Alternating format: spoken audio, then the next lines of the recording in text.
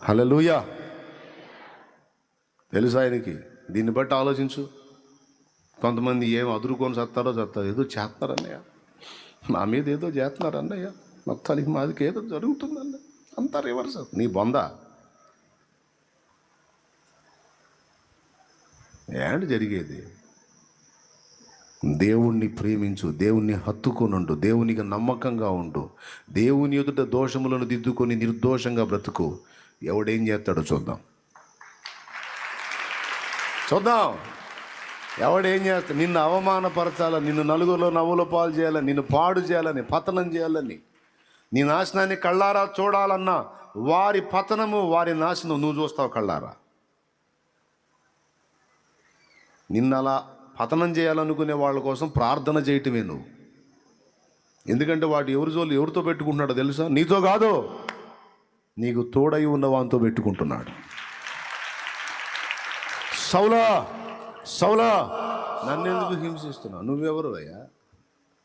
నువ్వెవరిని హింసిస్తున్నావు?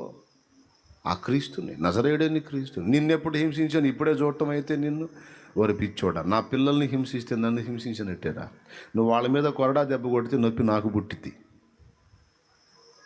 నువ్వు వాళ్ళని టచ్ చేస్తే నా కంటి పాప, నా గుడ్డును ముట్టినట్టు నువ్వు మునికోలలకు ఎదురు తన్నుట నీకు కష్టం అన్నాడు. వాడాడలేదా మాట? మునికోలలకు ఎదురు తన్నుట నీకు కష్టం అంటే అర్థం ఏంటి? అయిపోతావు, జాగ్రత్త అని వార్నింగ్ ఇచ్చాడు. వస్తాడంతే నీ పక్షంగా నిలబడతాడు, ఏయ్ అంటాడు. చూస్తాడు చూసి ఊరుకుంటాడా?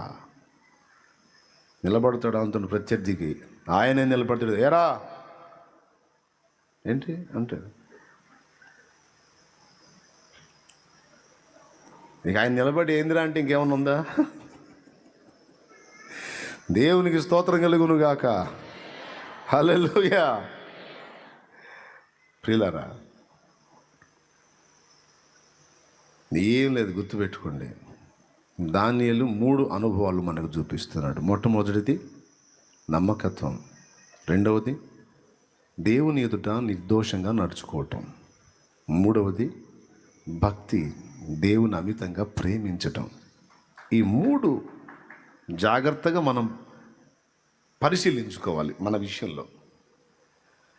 ఖచ్చితంగా ఈ 3 విషయములలో దేవుడు మనల్ని పరీక్షిస్తాడు, పరిశోధిస్తాడు. అసలు ఇంతకు ఇప్పుడు ఈ ప్రాబ్లం ఎందుకు వచ్చింది అనుకున్నావు? వాళ్ళేమో దానియేలుని పతనం చేయాలి, దానియేలుని కనీసం ఆ హోదా నుంచి కిందన పడేయాలి, లేదా ప్రాణం అన్న, అసలు మెయిన్ అసలు చంపేయాలని ప్లాన్. ఏదో ఒకటి నష్టం కలిగిద్దాం అని వాళ్ళు ఆలోచన చేశారు. వాళ్ళు అలా ఆలోచన చేశారు కదా. వాళ్ళకి ఆ కుళ్ళు, అసూయ, ఆ మత్సరంతో వాళ్ళు అలాంటి ఆలోచన చేశారు కదా.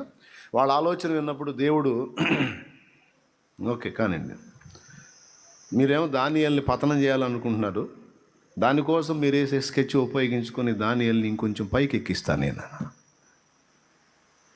అందుకే ఆ శోధన రానిచ్చాడు. మీరందరూ నా దాసుని విషయములో మత్సరపడి అతని పతనమును ఆశించారు. దీన్ని బట్టి మీ అందరి అసూయ, కక్ష, కుళ్ళు, మీ మత్సరం అంతా నా బిడ్డ మీద వచ్చేసరికి నాకు వాడి మీద ప్రేమ ఎక్కువైపోయింది. ఇప్పుడు నేనేం చేస్తాను తెలుసా? ఇంకొక రౌండ్ మళ్ళా ఇంకా పైన కూర్చోబెడతా.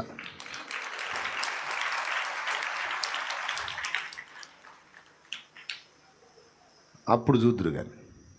ఇది మీరేమో అక్కడ నుంచి పతనం చేసి నాశనం చేయాలని, గుంటలు తవ్వేవాడిని తవ్వని, నలుగురిలో ఆరడి పరచాలని, నానా బాధలు పడి తిప్పలు పడేవాడిని పడని. ఎందుకంటే ఇంకా నీ మీద దేవుని ప్రేమ ఎక్కువైపోతుంది. దేవుడికి ఇంకా ఎక్కువ ముద్దొచ్చేస్తావు. నీ మీద ఆయన కనికరం ఇంకా ఎక్కువ వచ్చింది. ఎందుకంటే అరే పాపం, ఇది ఎంత న్యాయం, ఇది ఏమన్నా న్యాయమా? నీ మీద కనికరం వచ్చింది, నీకు గుంటలు దవ్వాలనుకున్న వాడి మీద కోపం వచ్చింది. ఆ కోపంతో ఏం చేస్తాడు తెలుసా? ఫస్ట్ చేసే పని ముందు నిన్ను హెచ్చించడం మొదలు పెడతాడు దేవుడు. వాడికి చేయాల్సిన న్యాయం వాడికి చేస్తాడు. ఓ స్త్రీ, ఓ పురుషుడా, ఓ సోదరి, ఓ సోదరుడా, ఓ తమ్ముడు, ఓ చెల్లి, ఓ అక్క, అన్న, గుర్తుపెట్టుకో ఈ మాటలు. రాని కదిలించండి. వచ్చేవన్నీ నిన్ను పైకెక్కటానికే వస్తాయి. నిన్ను పతనం చేయటానికి ఎవడికి సాధ్యం కాదు. నీకు దేవుడు తోడై ఉన్నాడు. హల్లెలూయా.